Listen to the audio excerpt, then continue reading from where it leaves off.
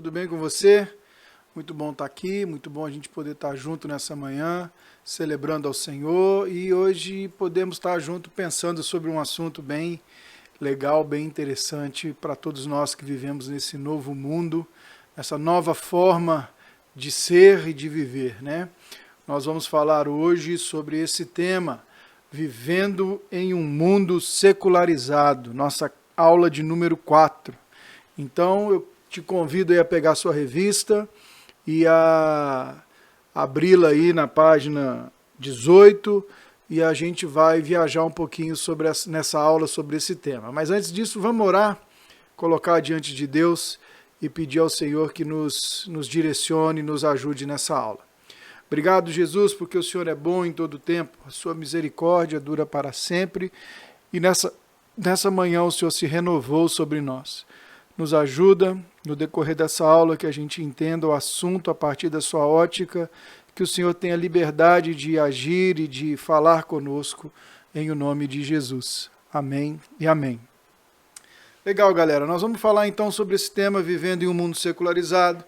É um tema extremamente atual, é um tema que diz respeito a todos nós. Você está vendo aqui que eu vou ficar aparecendo de vez em quando nessa câmerazinha, vou vir aqui para a câmera maior e a gente vai tentar trocar ideia a respeito de como isso nos afeta e como que a gente pode viver nesse mundo. E o que é isso, né? Um mundo secularizado, como é que isso funciona? Mas antes disso eu quero te contar uma história. Era 2007, eu acho, 2008 talvez. Bia é de 2005, talvez 2008, 2009, por ali. Eu estava voltando de uma das viagens, eu tinha comprado ou ganhado um tablet naquela época. E era um iPad, o iPad 1, o iPad 2. Foi 2010 isso, desculpa, 2010. A Bia tinha 5 anos. E quando eu voltei, mostrei para elas, e elas, né, navegaram, brincaram, ficaram lá, já rapidão já se ambientaram nas coisas. E um belo dia a Bia pergunta para mim assim: pai, quando você tinha minha idade? Ela tinha 5 anos. A bichinha falava pouco, mas quando falava botava a gente em apuro. Quando você tinha minha idade, como é que você entrava na internet? E aí eu olhei para ela e falei: Bia, não existia internet quando o pai tinha a sua idade. E ela me olhou como se eu fosse um extraterrestre. Ela me olhou como se eu fosse um ET. E ela perguntou: mas e as músicas? Né? A Ana Júlia perguntou: mas e as músicas, pai? Porque naquela época a gente tinha uns MP3. Eu falei: não, filha. O pai usava um rádio, era uma caixa, um Walkman. Colocava a fita dentro e colocava. Tentei explicar para elas aquilo e elas me olharam como se eu fosse um ET. E aquilo foi engraçado, eu ri e eu percebi que a geração das minhas filhas, a sua geração, a maioria de vocês que estão me escutando hoje, já nasceram no paradigma de um mundo virtual, já nasceram com uma ideia pré-formada, com novos paradigmas na cabeça. A minha geração, a geração que veio antes da gente, a geração que veio antes de vocês, elas tiveram que aprender a entrar na internet, tiveram que aprender a se mover nesse novo mundo. Mas talvez até para você mesmo, que tem aí mais de 20, que está ouvindo essa aula e tem mais de 20, você vai perceber que nos últimos anos para cá, a rapidez com que a coisa mudou foi muito grande. Eu me lembro o primeiro site de conversa que eu tinha na internet se chamava IRC. Depois a gente ia para salas de bate-papo. Depois teve o Messenger. Hoje você tem um novo app existindo a cada trimestre praticamente. Até pouco tempo atrás a gente tinha o Snapchat que bombava, agora já é o TikTok. E quem sabe o que vem depois, se é que vocês já não sabem. E a gente está com dificuldade de acompanhar tudo isso. Mas é muito importante a gente pensar que junto de tudo isso, junto de toda essa tecnologia, junto desse paradigma, desse novo mundo, existe algo por trás dessas coisas. Existe a coisa por trás da coisa. Aquilo que forma e que molda um conceito e que dirige e direciona esse tipo de mundo. E nós vamos falar sobre isso hoje. Um mundo secularizado. O que isso quer dizer? O que a gente deve pensar quando a gente fala em mundo secularizado? né? O que isso tem a ver conosco? Você já deve ter ouvido essa afirmação, né? Todo ponto de vista é a vista de um ponto. Então, todo ponto de vista, tudo que você olha, tudo que você observa, tudo que você vivencia, tudo que você sabe, tudo que vai acontecer na sua vida, tudo que vai acontecer e que você vai ter que tomar decisões e vai ter que tomar, fazer escolhas, tudo isso você toma a partir de uma maneira como você interpreta a realidade, a partir de uma maneira como uma certa informação chega até você. Então hoje a gente fala do quarto poder, né, o poder da informação, a mídia. Então dependendo da forma como a informação chega até você, você processa essa informação e essa informação gera em você e vira em você a ação. Então todo ponto de vista é visto de um ponto. Todo ponto, toda forma de você observar alguma coisa, toda forma de você olhar alguma coisa, toda forma de você perceber alguma coisa, tudo isso é formado e é feito a partir de conceitos que vêm para você e que estão diretamente ligados na sua forma de ver o mundo, da sua forma de se relacionar com esse mundo. Tem uma série da Netflix, chama Black Mirror, eu não sei se vocês já assistiram, mas ela tem vários episódios bem legais, e um desses episódios é um episódio onde a pessoa vivia num mundo onde ela é ranqueada pelos likes, até por isso eu coloquei essa imagem aqui para você, até por isso eu coloquei essa imagem, porque basicamente é isso que nos dirige nos dias de hoje. Então essa menina ali no filme, ela precisava, a vida dela era dirigida, e a vida das pessoas era dirigida pelo número de like. Então, ela queria comprar uma casa, ela queria um tratamento, alguma coisa lá, um tratamento, eu não vou me lembrar direito, mas ela tinha que ter um número X de likes. E ela não atingiu aquele número. Então, ela precisava ganhar mais like, ela não podia ganhar dislike. E aí por diante, a briga da vida dela passa a ser tudo isso. E ela começa a tentar codificar a vida dela, reagir dentro desse mundo, dentro desses valores todos que foram colocados para ela. O nome disso que nos gera, a coisa atrás da coisa em nossas vidas, aquilo que te leva a tomar essas decisões, aquilo que te leva a acreditar no que você acredita, aquilo que te ajuda a viver a palavra de Deus, ou a ir à igreja e a ouvir uma pregação lá do pastor, aquilo vai entrar na sua mente, aquilo vai gerar uma ação na sua vida. O que vai fazer tudo isso acontecer, no final das contas, a gente chama de cosmovisão. Então, a coisa atrás da coisa é a chamada cosmovisão. Cosmovisão, para a gente entender, ela afeta tudo o que eu sou, tudo o que eu vejo e tudo o que eu faço. Então, a sua cosmovisão, ela afeta consideravelmente a sua percepção da realidade. Veja bem, dois jovens de mesma idade que convivem em lugares, em situações geográficas diferentes. Então, você aqui no sul tem uma percepção da vida diferente de alguém que nasceu lá no norte do Brasil, e isso é uma questão de formação, é uma questão de vivência. Então você vai chegar lá, um exemplo claro, a gente vai para o Afuá, você chega no Afuá, aqui em Foz, normalmente eu vejo as minhas filhas em casa, elas tomam banho no morno, inclusive no verão aqui de Foz. Aliás, aqui no verão de Foz você não precisa nem pôr, né, a chavinha no morno. Mas a gente toma banho quente. Você chega no Afuá, a qualquer momento, a água é gelada. Então, quando você fala para alguém que você precisa colocar um banho quente, a pessoa vai dizer assim, nossa, mas que absurdo. Porque na percepção da realidade dele, a forma como ele cresceu e viveu, afeta a forma dele ver a vida. Então, cosmovisão é tudo isso que vai sendo comunicado para a gente, dia após dia, aquilo que vai sendo comunicado para a gente enquanto a gente cresce, enquanto a gente nasce, enquanto a gente observa o nosso pai, a nossa mãe, enquanto no lugar que a gente vive, com quem está nesse lugar que a gente vive. Cosmovisão são todos esses conjuntos de regras e valores que vão afetando a nossa vida de alguma maneira, que vão entrando na nossa vida e vão, de alguma maneira, afetando a maneira como a gente interpreta a vida e olha para o mundo. E também essa cosmovisão pode ser dirigida e direcionada para que a gente veja o mundo do jeito que a gente, ou que alguém quer que a gente veja. Tanto que eu coloquei ali naquele slide quais as lentes você observa o mundo. Então vamos pensar como cosmovisão, vamos olhar esse gráfico aqui, essa transparência, esse slide, para você entender.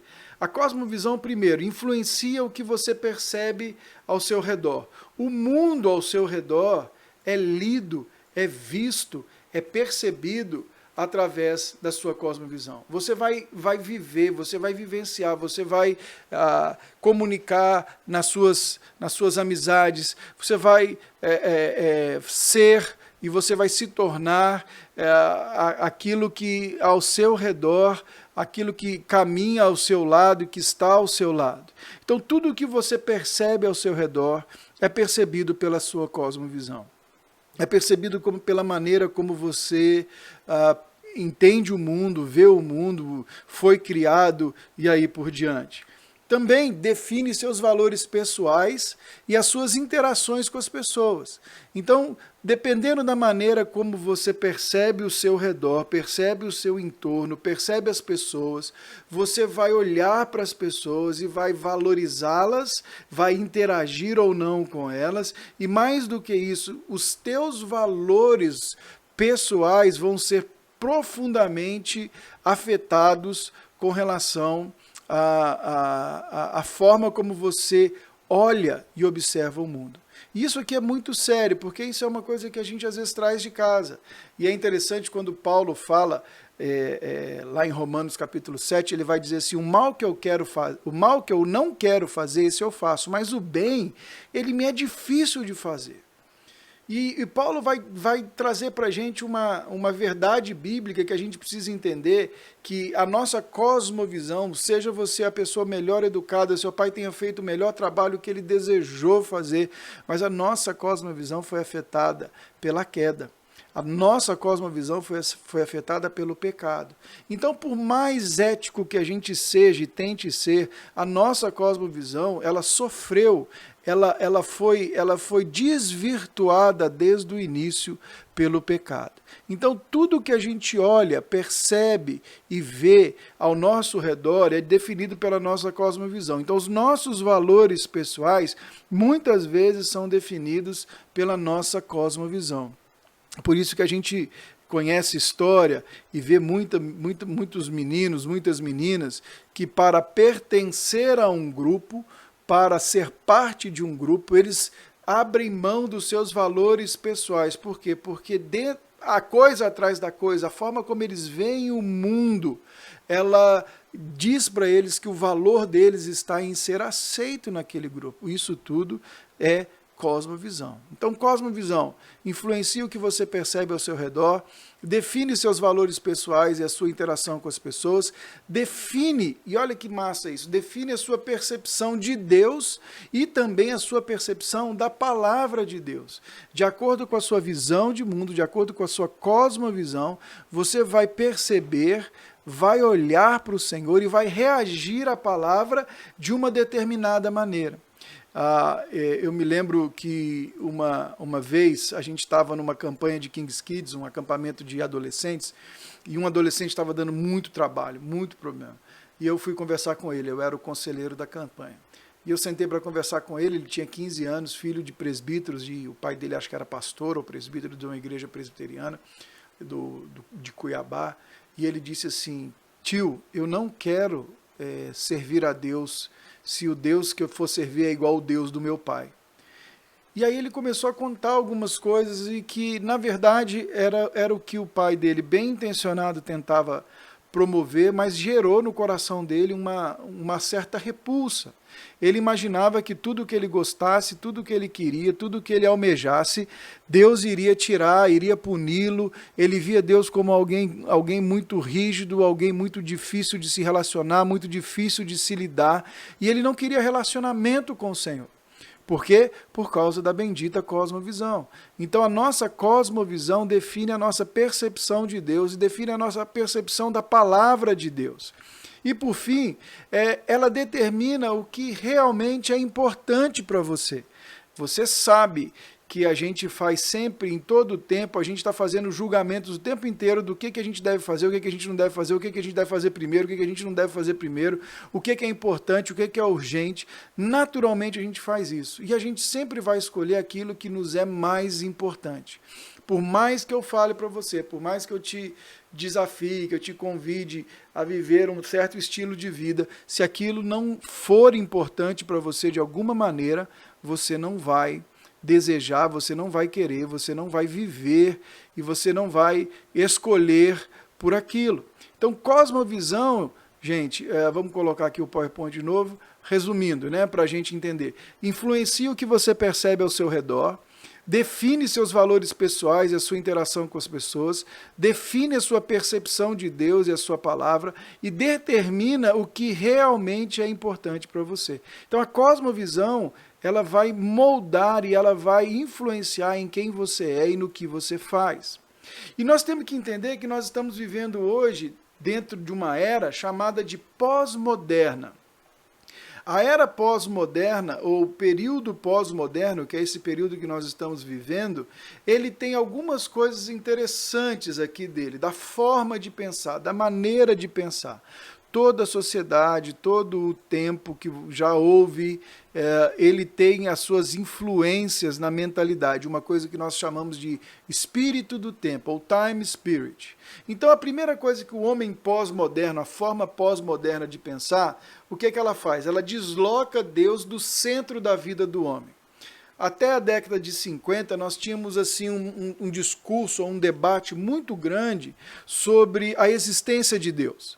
Se você lembrar do seu livro de história, você vai ver lá que no início do século XX, o Darwin estava lá bombando com as teorias dele, o Darwin estava colocando tudo lá, uma escola de ateístas muito forte surgindo, havia uma ideia, um combate muito grande à fé, então a gente tinha apologetas, né, pastores, apologetas defendendo a fé, e a gente tinha no campo da filosofia, por exemplo, um homem chamado Nietzsche. Nietzsche escreveu que Deus havia morrido, ele escreve sobre a morte de Deus. Esse é o homem moderno. No modernismo, Deus havia morrido. Só que vem a guerra, vem a Segunda Guerra Mundial. Depois da Segunda Guerra Mundial, a gente praticamente inaugura um novo mundo, uma nova forma de pensar que é o pós-moderno. O mundo em ascensão de novo, reconstrução, uma nova economia bombando agora, os Estados Unidos está decolando, os Estados Unidos de tradição cristã, evangélica, protestante. Então, assim, a gente vê que o mundo começa a mudar. E agora, no pós-moderno, o mundo já não está mais importando em ficar falando se Deus existe ou não existe. Hoje a gente vê que essa gana do ateísmo, ela ainda existe, ela vai sempre existir, mas há algo muito pior, que é o que a gente chama de secularização. Vai guardando isso aí, porque isso é importante para a gente construir a nossa aula. O secularismo, ou a secularização, ele não nega a existência de Deus. Ele simplesmente desloca Deus do centro da vida do homem. Deus, ele é só mais uma área da sua vida. Tipo assim, Deus, ele é aquilo que eu corro quando eu preciso de alguma coisa, quando ele precisa de me livrar de alguma coisa, quando eu quero algo, um emprego, quando eu quero, ou ele é aquele que eu vou encontrar lá no final de semana, e aí por diante. Deus é só mais uma área da minha vida, assim como é a minha área profissional, a minha área amorosa, a minha área afetiva. E Deus, por incrível que pareça, no pensamento do homem pós-moderno, ele não dirige essas áreas da minha vida, ele simplesmente apoia. O papel de Deus no pensamento pós-moderno é abençoar o que eu quero. Então eu chego para ele com uma ideia pré-estabelecida, coloco na mesa e falo assim, ó, eu vou fazer isso aqui, e eu quero que você diga sim para mim. Diz sim para mim? Então, sim. Tá bom? Porque se der errado, eu vou culpar você. Se der certo, eu vou dizer que você me deu uma mão, mas o crédito é todo meu. Então, a primeira coisa que o pós-moderno faz é isso, ele desloca Deus do centro da vida do homem. A segunda coisa do pensamento pós-moderno é que não existem mais absolutos e não existe mais uma verdade. A gente se eu perguntar assim, o que é verdade? Você vai provavelmente já deve ter ouvido isso, ou alguém vai dizer, bom, o que é verdade para você pode não ser verdade para mim. Nós estamos vivendo um momento onde a verdade ela é simplesmente mais um ponto de vista. Porque eu posso dizer, não, eu não sou isso, eu não quero isso, isso não é verdade, e eu acabo acreditando naquilo. Uma dos traços dessa cultura ou dessa forma de pensar é que no mundo virtual, eu já falei isso algumas vezes na igreja, nós podemos ser quem nós quisermos. Você pode criar um perfil fake, criar um personagem, interagir com pessoas, manipular fotos e sequer as pessoas vão perceber isso por algum tempo. E o interessante é que isso se transforma numa patologia, numa doença e você pode até se tornar essa coisa que você criou aí, emocionalmente falando. Mas mais do que isso, quando a gente fala assim, Jesus é o caminho, a verdade e a vida, a gente vai dizer assim, não, Jesus é um caminho. Você não pode dizer que só ele, entende como o não haver absolutos, ele nos coloca em situações complicadas? Como o não haver absolutos nos leva a questionar bem e mal, bom e ruim? Um exemplo bem claro disso na mídia, você já deve ter ouvido falar de uma série chamada Lúcifer. É a série do cão, do capiroto, do cramunhão, do sete pele, do capeta. E ele vem para a Terra e, por incrível que pareça, ele ajuda uma detetive a desvendar os casos. O que está por trás disso, gente? Esse pensamento de que tudo é relativo pelo ponto de vista que a gente vê. O mal não é tão mal assim, como o bem não é tão bom assim. Então, dentro desse ponto de vista, a gente vai olhando para as circunstâncias e a gente vai dizer, não, peraí, ele não é tão ruim assim. Não, será que foi tão justo a queda dele, o banimento dele? E a gente está lidando exatamente com absolutos que eu e você tínhamos anteriormente, que agora estão sendo questionados por nós. Então, isso é um problema do pensamento pós-moderno. E veja bem, a mídia é a grande ferramenta para que essa mentalidade ocorra. Se você está assistindo WandaVision, você vai ver uma demonstração dessa característica pós-moderna. Há uma história, e ela é uma história contada a partir de um ponto de vista. E ninguém convence a Wanda que aquilo ali não é verdade. Ela quer convencer, ela quer manipular a situação para que aquilo seja verdade. Essa é a ideia por trás do pensamento pós-moderno. Não existe mais absolutos e não existe mais uma verdade. Terceiro problema no pensamento pós-moderno. Os relacionamentos eles são funcionais e eles são superficiais. É chamado de pragmatismo.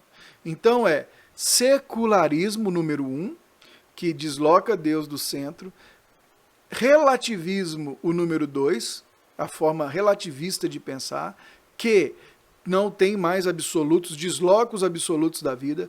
3, pragmatismo. Os relacionamentos agora são funcionais e eles são superficiais. Você anda comigo à medida que eu tenho algo a tirar de você ou que você tenha algo a me dar, e eu não aprofundo nessa amizade com você, porque pode ser que eu venha a me frustrar e a me entristecer com você aí pela frente. Os relacionamentos agora, eles são mais baseados na funcionalidade, no que eu posso obter dele, do que numa confiança mútua, numa confiança irrestrita. A gente vê que é cada vez mais raro você ver reuniões de amigos de 30, 40 anos, 20 anos que estão juntos, que estudaram a vida inteira junto, que mantém essa amizade. A gente vem vendo e que isso vai diminuindo exatamente até porque hoje a maioria dos nossos amigos são virtuais. Nós não nos encontramos mais pessoalmente. A maioria das nossas fotos estão na nuvem. Então, há uma relação diferente humana também hoje. E, por fim, o hedonismo. Então, número 1, secularismo. Número 2, relativismo. Número 3, pragmatismo. E número 4, o hedonismo. busca pelo prazer a qualquer custo e o prazer tem que ser a sua prioridade. Então, no hedonismo, se te dá prazer, já viu aquela conversa? Se te dá prazer, então faça. Se é bom, se é legal, se é gostoso, se eu me sinto bem, então faça. E aí a gente pensa assim, bom, mas e Deus? Bom, se Deus é bom para mim, se Deus é bom, ele tem que ser bom para mim em todo o tempo. Então eu também tenho uma imagem distorcida de Deus. Então, o mundo secularizado ele é mais difícil da gente perceber do que a gente imagina. E aí eu coloquei aqui, ó, responda rápido aí, você.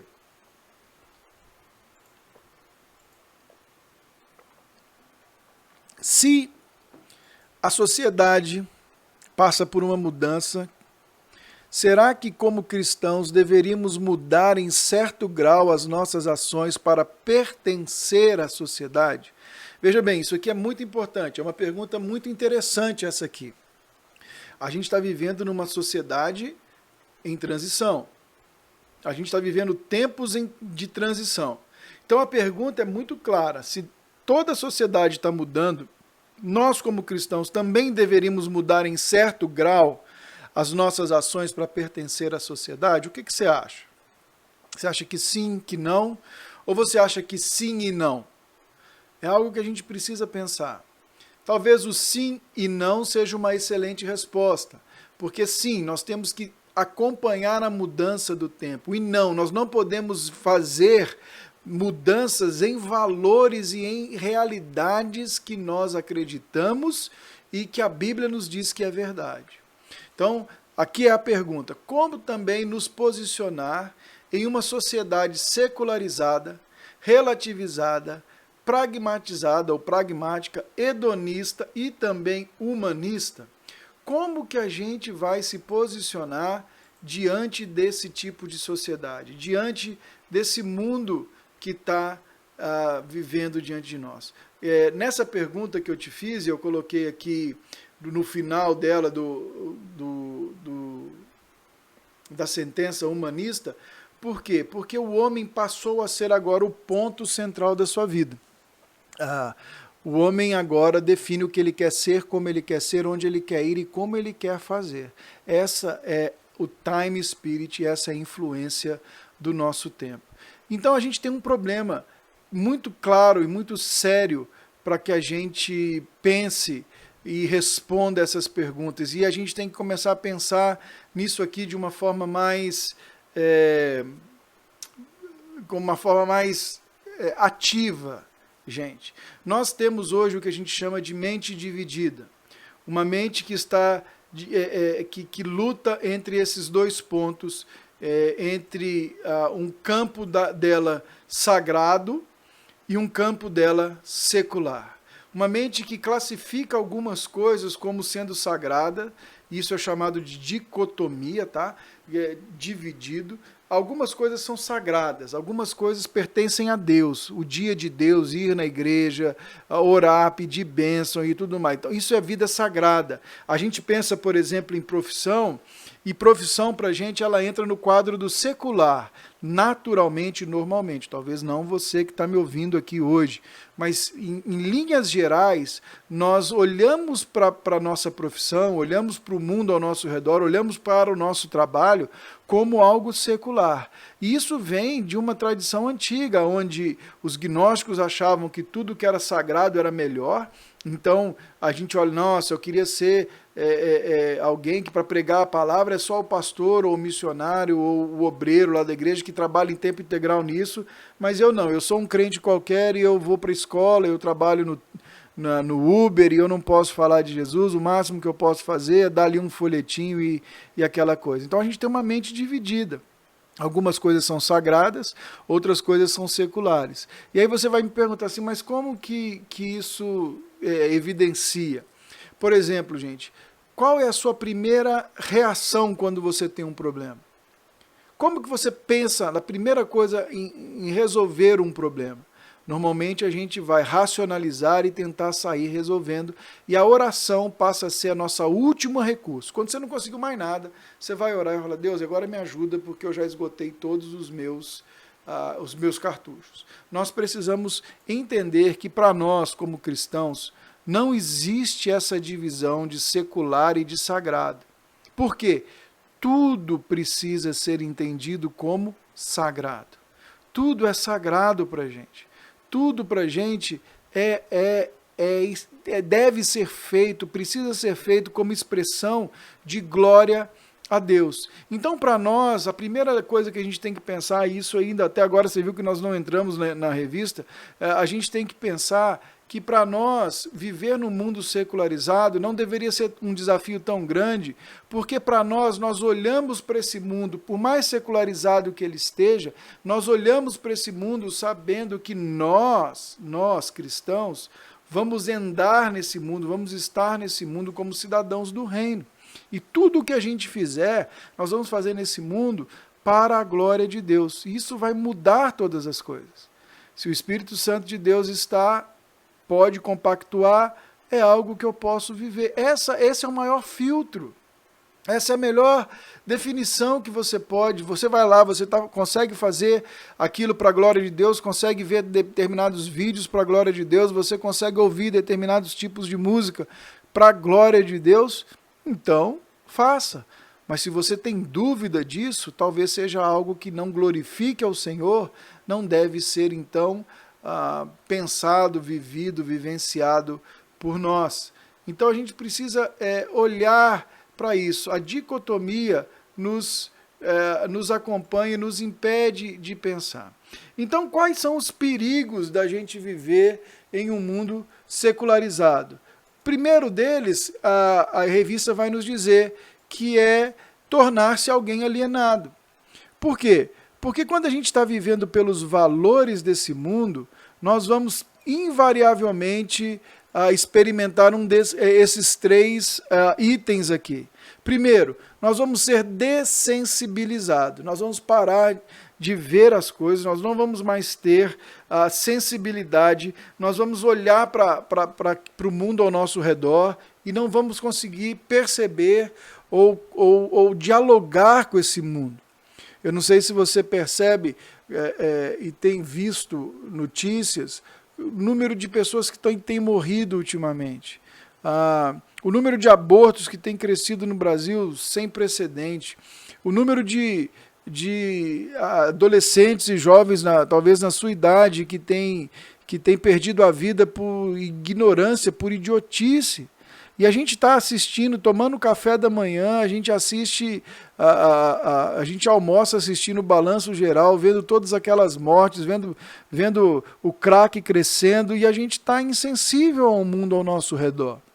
A gente, inclusive, celebra, às vezes, quando o bandido se dá mal, ou a gente celebra quando aquele cara que tentou dar um jeitinho ali morreu, e a gente olha para aquilo, e aquilo já não nos dá mais sensibilidade e compaixão pelas pessoas. A gente precisa entender que o mundo, o secularismo vai nos alienar, porque você não precisa ter compaixão no pensamento secular. Você é o ponto. Então, se você é o ponto, você não precisa ter compaixão. A segunda coisa que é interessante, que nos torna alienado, é que o nosso senso crítico ele é afetado. A forma como a gente olha para o mundo e a forma como a gente responde a essa circunstância. A gente ouve uma notícia e a gente interpreta essa notícia da maneira como a gente quer interpretar.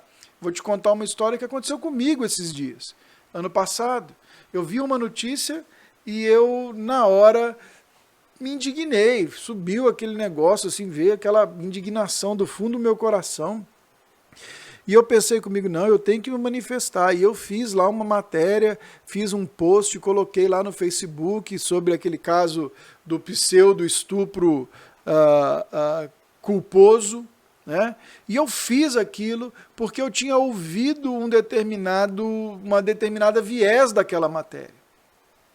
E eu, mané, juvenil, acabei fazendo, tomado de indignação.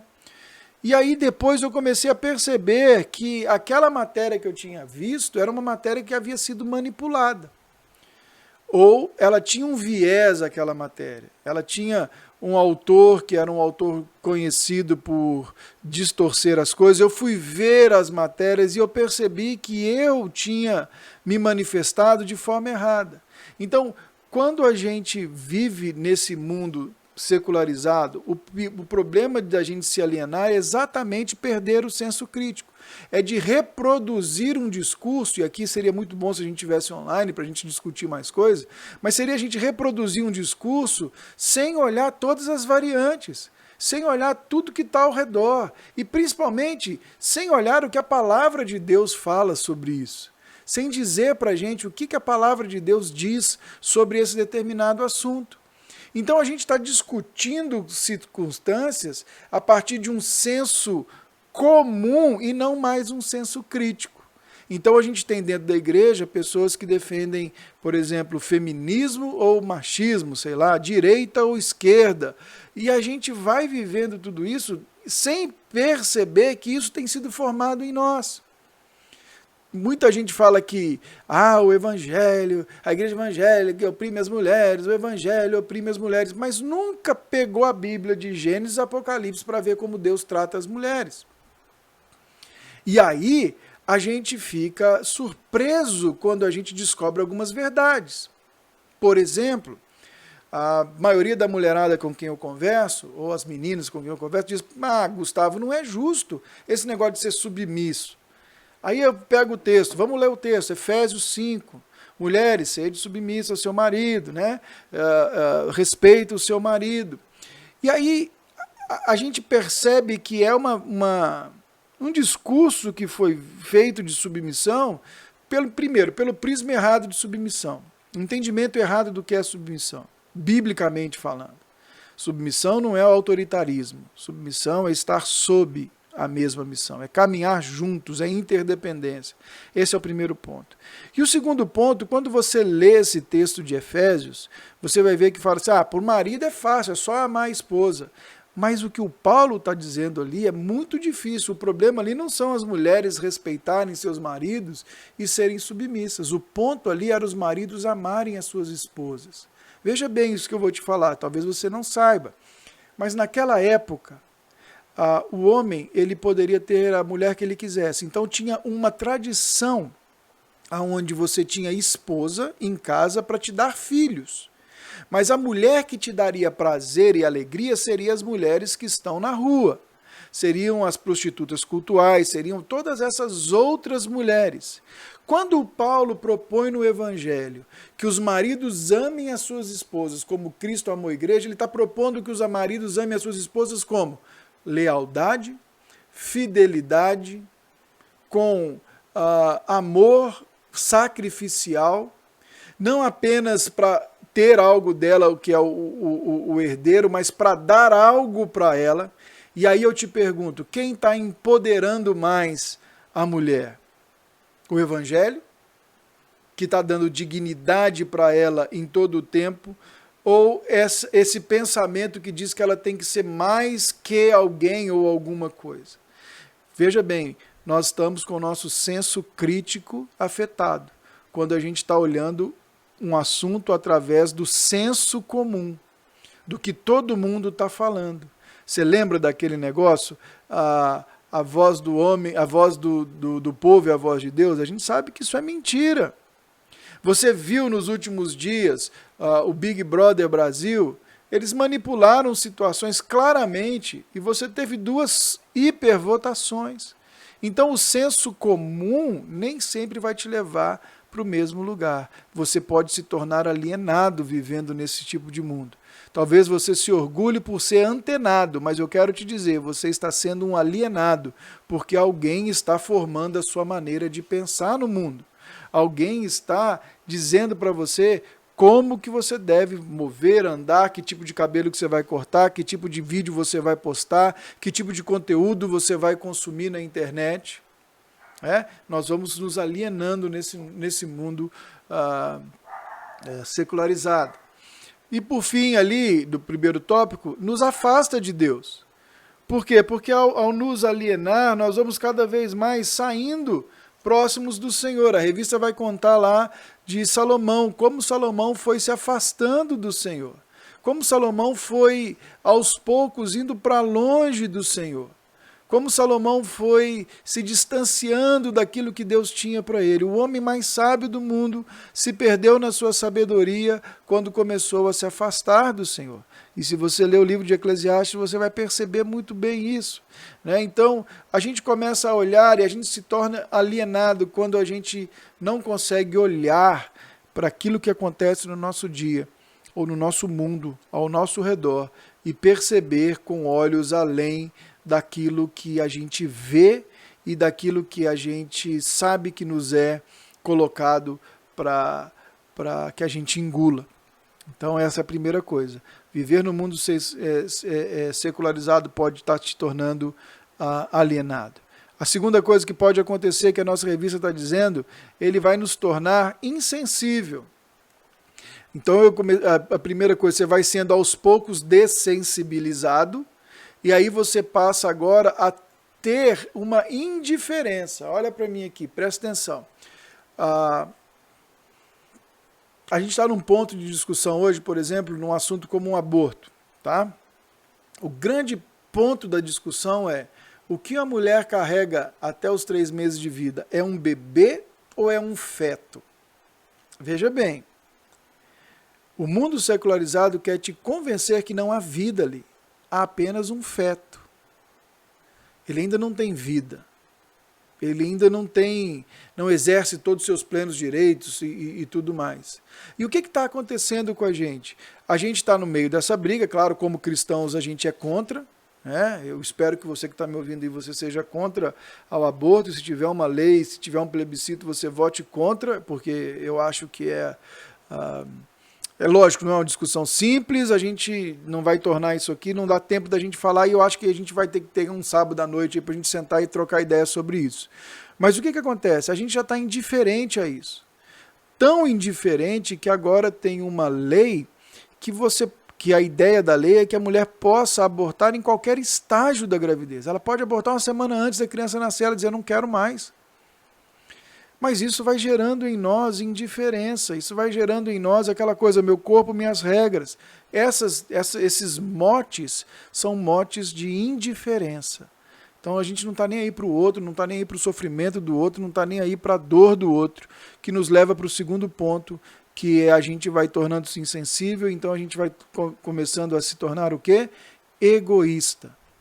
O egoísmo, ou seja, a nossa vontade, aquilo que a gente quer, aquilo que a gente deseja, a forma como a gente deve viver, é que nos diz como fazer as coisas. E por fim, nós vamos nos tornando céticos. Ceticismo é essa descrença que vai tomando conta da gente.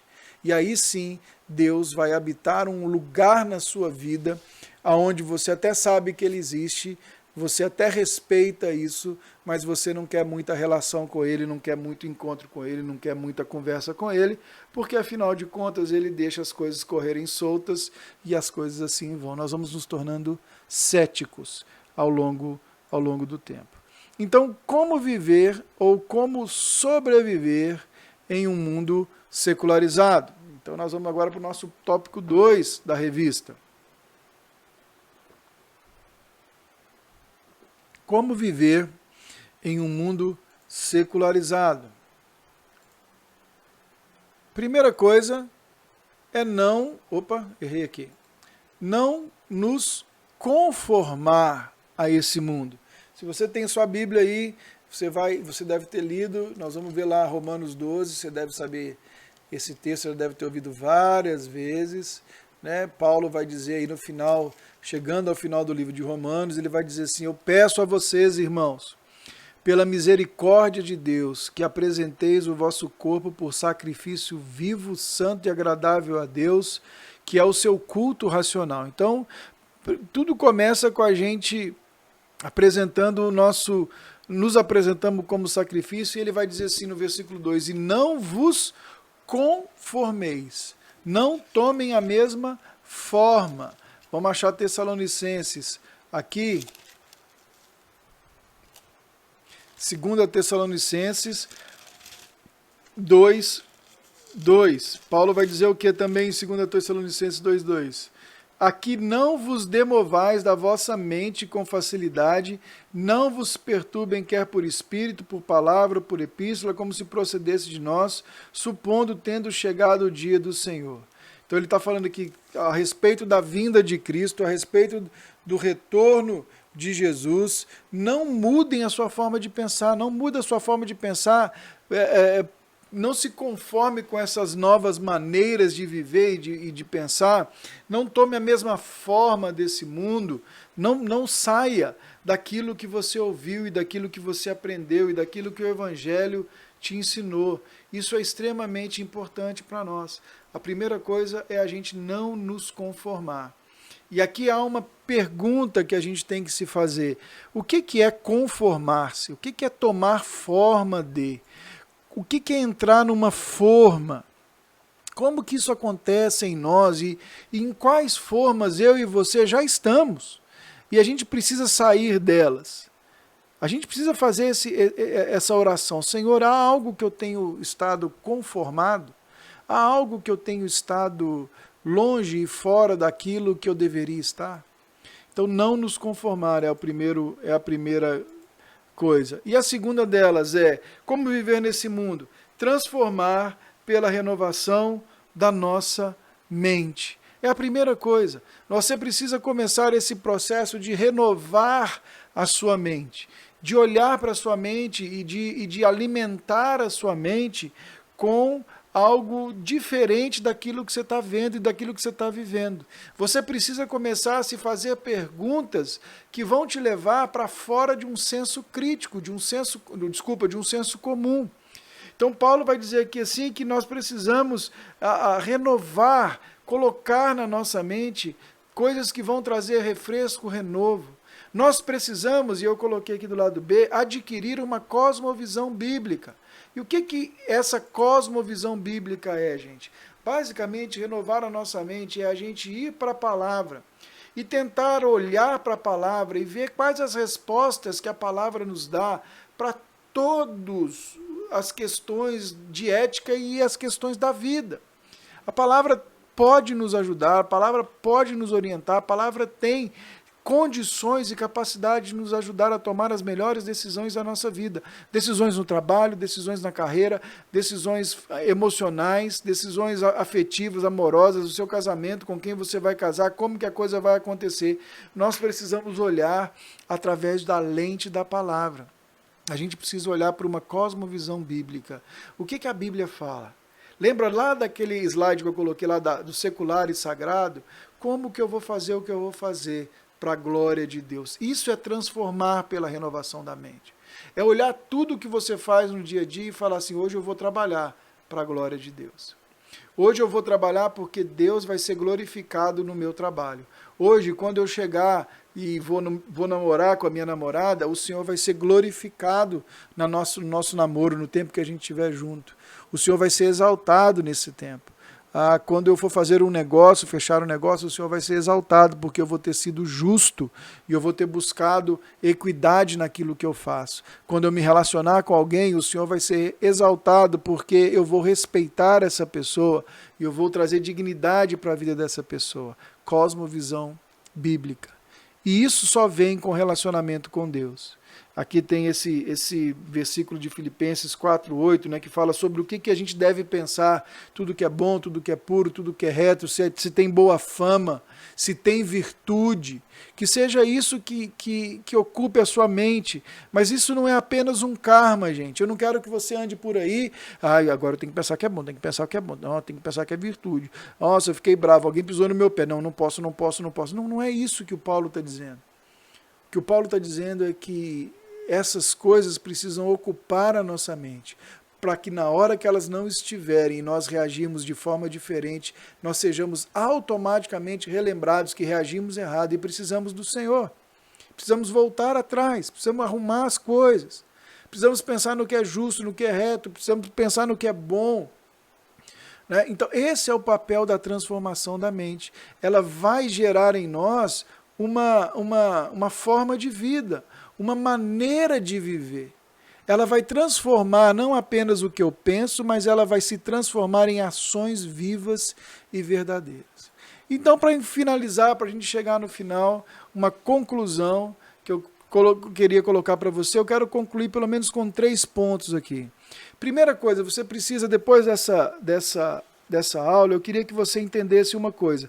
Não existe neutralidade. Ou você influencia, ou você é influenciado. Meu amigo, não tem neutralidade. Não tem. Ou você está influenciando esse mundo, ou você está sendo por ele influenciado. Ou você está conseguindo perceber, descartar coisas que estão fora do pensamento bíblico e reagir nas suas redes sociais, na sua vida, nas suas amizades, ou você está sendo influenciado por essa forma de pensar do mundo secular. Então esse é o primeiro ponto. Não tem como você estar neutro nisso tudo. A segunda coisa é que você precisa avaliar o mundo ao seu redor à luz da palavra de Deus. Você precisa avaliar, você precisa olhar para o mundo à luz da palavra de Deus. Você precisa ir para a Bíblia e aprender sobre o que Deus fala do meio ambiente, por exemplo. A gente fala muito de meio ambiente, a gente pensa muito em esses assuntos. A gente tem que pegar esses assuntos que estão em pauta agora e a gente tem que pensar o que Deus fala sobre a vida quando a gente vai falar de aborto. Eu vou além disso. Você viu, eu vi esses dias atrás, minha mulher estava vendo um filme, a Juliana estava vendo um filme lá, aqueles filmes de mulherzinha, né? Filme que o cara vai chorar. O filme é tão de mulherzinha que até o nome é grande. Como eu era antes de você.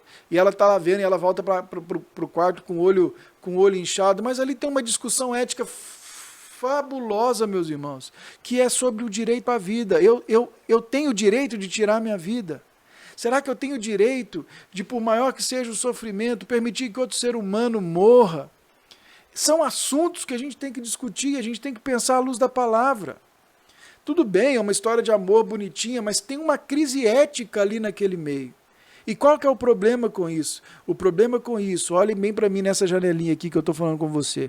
O problema com isso é que isso está formando em nós uma mentalidade onde a vida humana não é tão importante como deveria ser. Então a gente precisa olhar e avaliar o mundo ao nosso redor através da palavra. Quando você vai ver uma série, quando você vai escutar algumas coisas, você perceba, porque ali vão ter agendas tentando te ensinar ou te catequizar ou discipular para algumas áreas e para que você perceba o mundo de alguma determinada maneira. E por fim, nós precisamos então viver de acordo com a palavra. A sua forma de viver precisa ser influenciada pela essa transformação. O mundo secularizado vai nos alienar, mas a vida com Deus vai nos renovar. A vida com Deus vai nos tornar pessoas que vão ter respostas a esse mundo alienado, a esse mundo difícil. Nós vamos ser pessoas que vamos poder apontar a dor das outras pessoas para o lugar onde há esperança, para Cristo Jesus. Nesses dias atrás aqui, conversando com uma jovem, fui dar carona para ela e para a família até o aeroporto.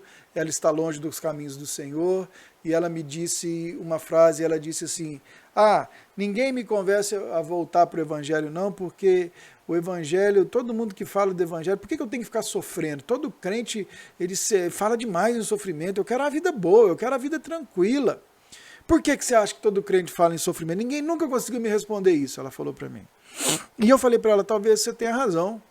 Talvez o crente fale em sofrimento, mas não é porque a gente não sofre. É porque o crente, em algum momento, ele achou que ele não podia sofrer. Ele fez uma leitura errada da Bíblia. Daí ela ficou me olhando e eu falei assim, inclusive você só lembra, a gente não lembra das coisas no tempo bom, a gente lembra no tempo difícil. É o tempo difícil que nos ensina. No tempo bom as coisas estão indo, estão continuando. Mas o sofrimento ele é inerente a qualquer um, com Deus ou sem Deus. Mas a verdade é essa. No sofrimento seu, o primeiro lugar que você procura é a sua mãe para ela orar por você, não é? Aí ela ficou quieta. E eu falei, então, essa é a diferença. Você sabe onde tem esperança. Na vida com Deus. Entende? Então a gente pode responder às pessoas sem brigar, sem discutir, mas tentando achar algo que conecte a dor dessa pessoa com o Senhor através da palavra.